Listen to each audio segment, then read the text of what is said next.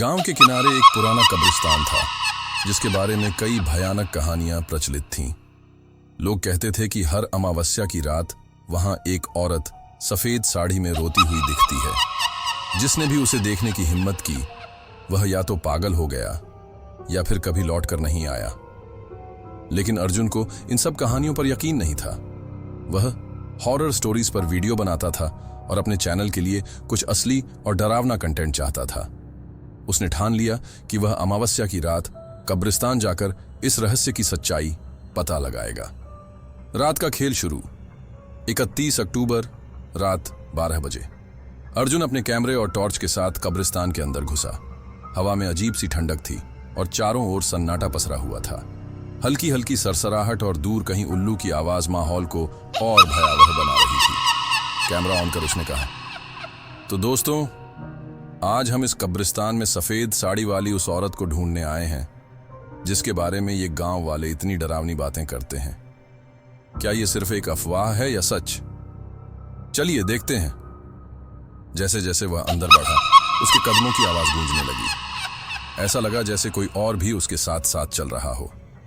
शायद यह मेरा भ्रम होगा, अर्जुन ने खुद को समझाया।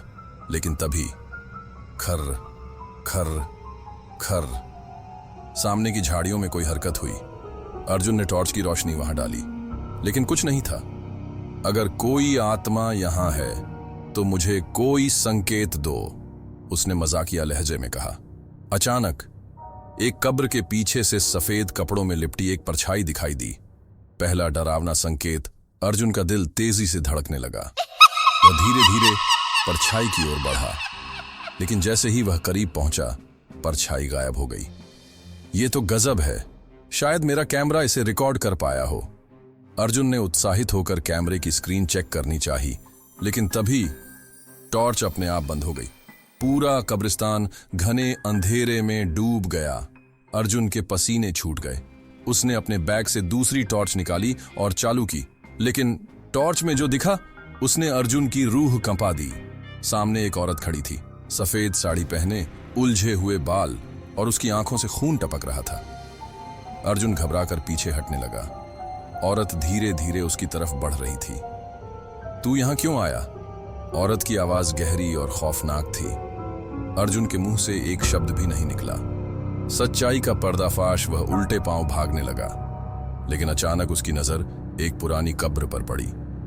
सिया देवी, मृत्यु 1999। ये वही नाम था जो गांव वाले हमेशा बताते थे।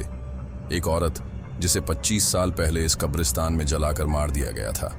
अर्जुन ने हिम्मत जुटाकर पूछा, तुम सिया देवी हो? अचानक औरत की आंखें जलने लगीं और उसने दर्द भरी चीख मारी। मुझे जलाया गया था, मैं अब तक जल रही हूं। अर्जुन को अपने कानों में चीखें गूंजती हुई सुनाई देने लगीं। उसे लगा जैसे चारों ओर लपटें उठ रही हैं और कब्रिस्तान एक जलता हुआ श्मशान बन गया हो।